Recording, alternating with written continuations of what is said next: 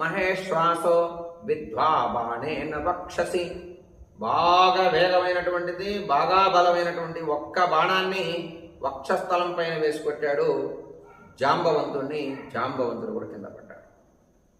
అలాగే వేగవంతుడైనటువంటి వాడు, బాగా అవగాహన ఆలోచన శక్తి కలిగినటువంటి హనుమంతుడిని హనుమంతుడి వక్షస్థలం పైన 10 బాణాలు వేసి ఒకేసారి కొట్టాడు. శరం దశ. 10 బాణాలు కొట్టగానే హనుమంతుడు గుండెల్లో దిగిలై 10 బాణాలు వచ్చి ఎటు నుంచి వచ్చాయో తెలియదు, తగలగాని నిశ్చేష్టుడైపోయాడు హనుమంతుడు కూడా.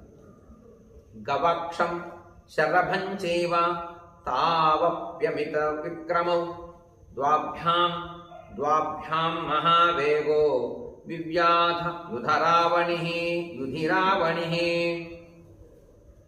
గజుణ్ణి, గవాక్షుణ్ణి, శరభుణ్ణి యుద్ధంలో 2 బాణాలతో కొట్టాడు. వేగమైన బాణాలు, భయంకరమైన బాణాలు. ఎటు నుంచి వస్తున్నాయో తెలియటం లేదు, ఈయన ఎక్కడున్నాడో తెలియటం లేదు. మాయారూపాన్ని ధరించి ఇంద్రజిత్తు వేసిన బాణాలకి గజుడు, గవాక్షుడు, శరభులు కూడా బాణాలు తగిలి కింద పడ్డారు. కోలాంగూలేశ్వరం చైవ వాలిపుత్రమధాంగదం వివ్యాధ బహుభిర్బాణై స్వరమాణో ధరావణి.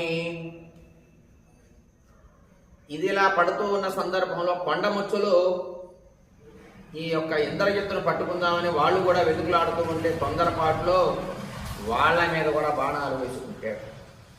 అంతేకాదు వాలిపుత్రుడైనటువంటి అంగదుడిని కూడా అనేక బాణాలు వేసి కొట్టాడు. అసలు అంగదుడు కొట్టిన దెబ్బకే ఈ సమస్య మొదలైంది. అంగదుడు వేసినటువంటి దెబ్బలకి ఇంద్రజిత్తు రథం, ఇంద్రజిత్తు గుర్రాలు, చోదకుడు మొత్తం మరణిస్తే అప్పుడు కోపం వచ్చి ఇక యుద్ధం మొదలుపెట్టాడు. ఇంద్రజిత్తు మాయారూపం ధరించాడు. అప్పటిదాకా కనబడ్డాడు, ఇప్పుడు కనబడకుండా బాణాలు వేశాడు. అంగదుడి పైన కూడా భయంకరమైన బాణాలు వేయడం జరిగింది. తాన్ వానరవరాన్ భిత్వా శరైరగ్ని శిఖోపమై ననాద బలవాంస్తత్ర మహాసత్వ సరావణి. ఇంద్రజిత్తు అగ్నిజ్వాలల వంటి కొన్ని బాణాలు తీసుకొని అక్కడ ఇంకా చాలా మంది వానర వీరులు, కొన్ని లక్షల కోట్ల మంది ఉన్నారు. వాళ్ళ శరీరాలు కూడా బ్రద్దలయ్యేటట్టు కొట్టాడు. సింహనాదం చేశాడు, అరుస్తూ ఉన్నాడు, ఆనందాన్ని వ్యక్తపరుస్తున్నాడు. కనబడటం లేదు, కానీ శబ్దం వినపడుతోంది. కాసేపు ఇటు వస్తోంది, కాసేపు అటు వస్తోంది. ఇట్లా మాయా చేష్టలు చేస్తూ, వికటాట్టహాసం చేస్తూ యుద్ధం చేస్తూ ఉన్నాడు. బెంబేలెత్తిపోయారు వానర సైన్యం.